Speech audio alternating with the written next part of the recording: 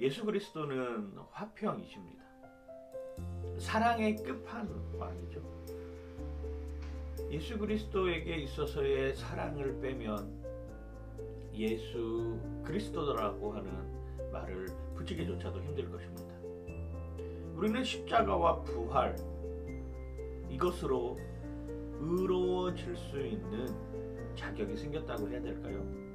십자가와 부활의 사건을 믿음으로 우리가 하나님과의 관계가 회복되고 그 예수 그리스도로 말미암아 화평을 이룰 수 있는 여건을 갖게 되었습니다. 이게 그리스도인들이 가지고 있는 축복이죠.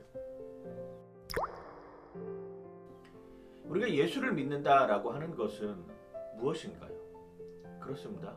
예수 그리스도의 탄생과 예수 그리스도의 십자가의 죽음, 그리고 장사한 지 사흘 만에 부활하신 그 부활의 사건, 그리고 하늘로 승천하신 것, 그리고 예수 그리스도께서 다시 오실 것이라고 하는 이것을 믿는 것이죠.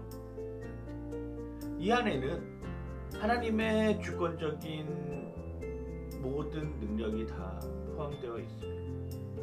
인간의 죄를 대속하기 위한 예수 그리스도의 끝없는 사랑도 더불어 있는 것이죠.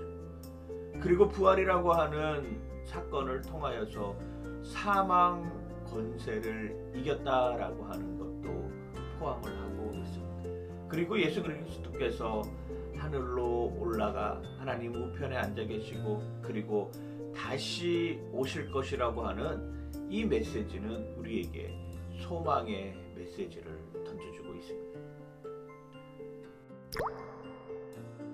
사랑하는 사람에게 무엇이든지 다 해줄 수 있죠. 어떤 사람들은 목숨까지도 내어주는 사랑을 한다고도 이야기를 합니다. 그렇게 착하게 살 수 있습니다.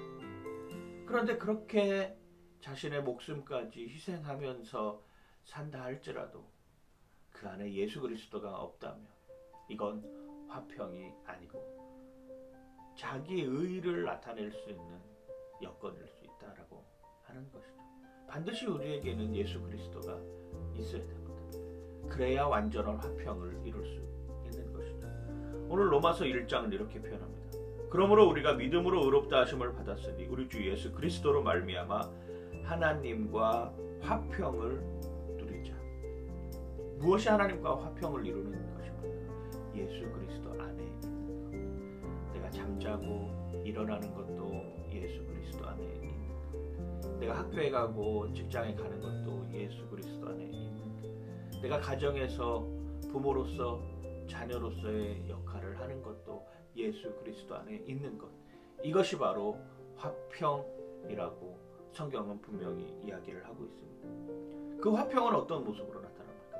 2절 말씀입니다. 또한 그로 말미암아 우리가 믿음으로 서 있는 이 은혜에 들어감을 얻었으며 하나님의 영광을 바라고 즐거워하는 것. 이 화평은 우리에게 즐거움을 줍니다.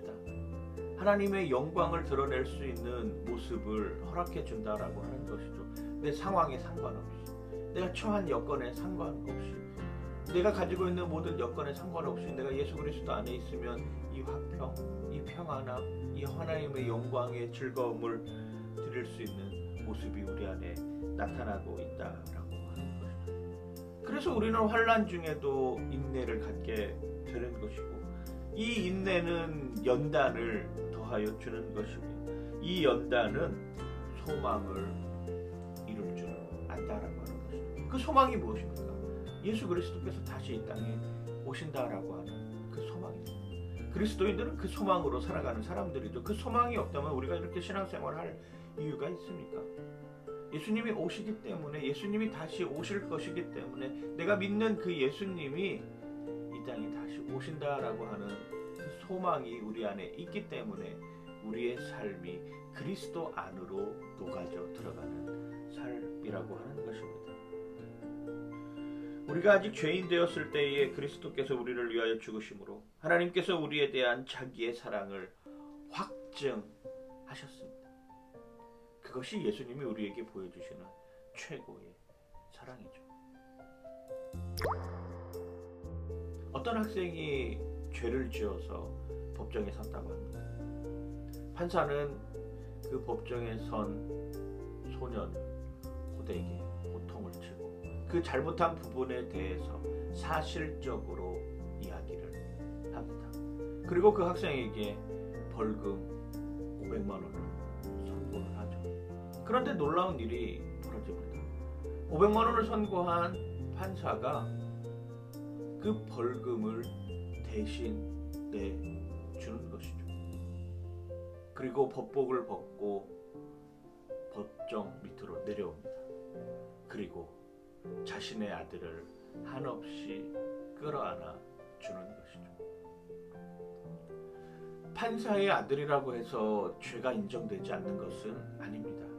그런데 우리가 거기에서 중요하게 느낄 수 있는 것은 아버지의 사랑을 느낄 수 있는 것이죠. 대신 죄값을 치러주는 것입니다. 그리고 다시는 죄를 짓지 말라고 끌어안아 주는 것이죠.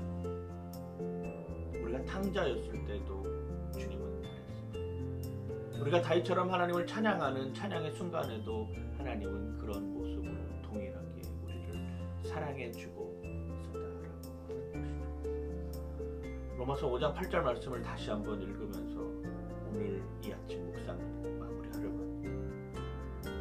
우리가 아직 죄인 되었을 때에 그리스도께서 우리를 위하여 죽으심으로 하나님께서 우리에 대한 자기의 사랑을 확증하셨느니라.